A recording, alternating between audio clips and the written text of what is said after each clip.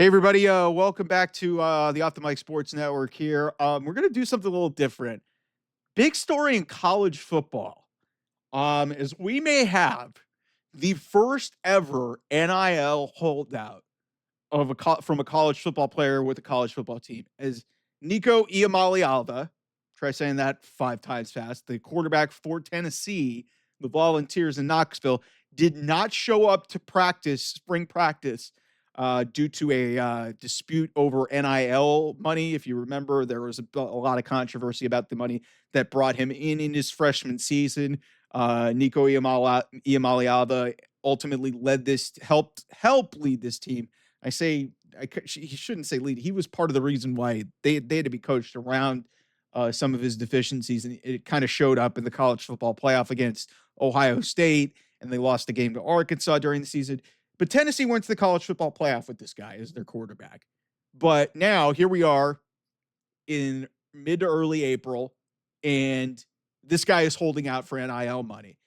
And I'm fearing that this is potentially setting a very dangerous precedent for the future of college athletics and college sports. Because depending on what happens here, it could dictate how the rest of college sports reacts to if a certain kid doesn't have an NIL. Like we saw this literally happen with Matthew Sluka over at UNLV. It didn't end up affecting them, and UNLV ultimately ended up playing for a Mountain West championship. But 3 games into the season, um, Matthew Sluka basically was like, screw this. I'm getting in the portal. I want to retain my year of eligibility. And I was promised an amount of money from somebody on staff, and they didn't give it to me. So I'm retaining my year of eligibility. So this is really interesting in terms of I don't know which way this is going to go. That being said, from a Tennessee perspective, this Nico Iamaleava, like he was expected to do way more than what he did.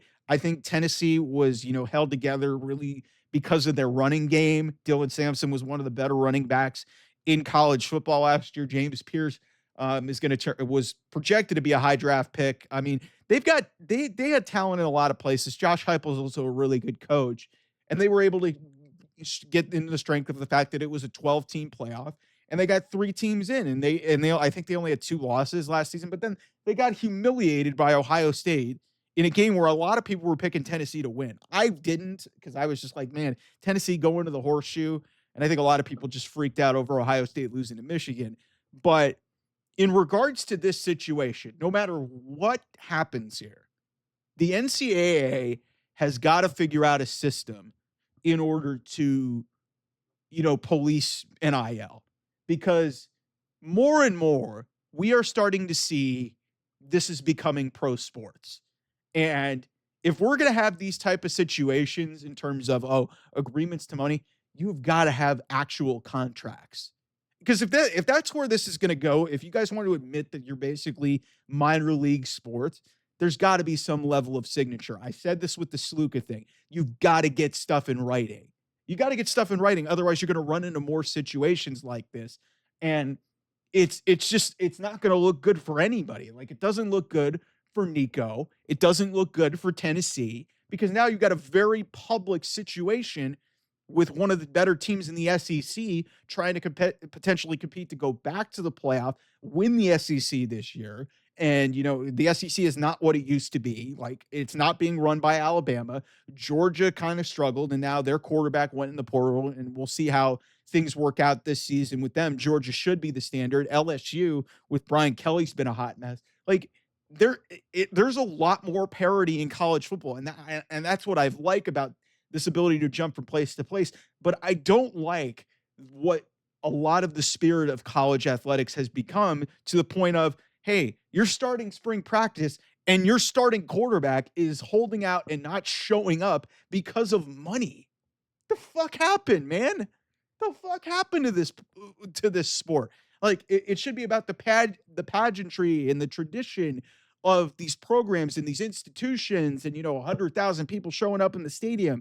Like I listen, like I went into enemy territory. I'm an Ohio State. I have Ohio State in my blood. I have family who went to Ohio State. I went to a commuter school. I didn't get a chance to experience it, but I've been to you on the campus of USC. I've been on the campus of UCLA. I got a chance to go to Ann Arbor, Michigan last year. And let me tell you guys, there is nothing like a Saturday in a college town where the big team on campus is playing. Like that was an experience for me. And I'm not saying that that type of stuff is going to be lost when you have all these NIL things, but it's almost like these kids are like mercenaries and it's like there's no loyalty whatsoever. Like what happened to like, hey, I'm signing the national letter of intent. I want to commit to this school. It's about, oh, hey, I'm getting X amount of dollars. And if I don't get this, I'm not going to come back. I'm going to go in the portal. That's not what this is about. And that's why I hate this situation. And it doesn't look good in some respect because, hey, what did Tennessee promise in this situation? But it also doesn't look good for Nico Iamaleava, who was highly commanded in the portal. He didn't really play up to his expectation level. And now he's asking for more money? The hell's going on here, man? Like it's such a weird situation, but this is gonna have ripple effects for college football and for college athletics because however this is handled, whether it be at the highest form of the NCAA or it be handled at the administration level with Tennessee, it's gonna set a precedent for where how these things are handled moving forward. And I have been as big of a critic as anybody when it comes to name, image, and likeness in terms of the transfer portal. I hate what this has become. And I've covered college sports for 6, 7 years now.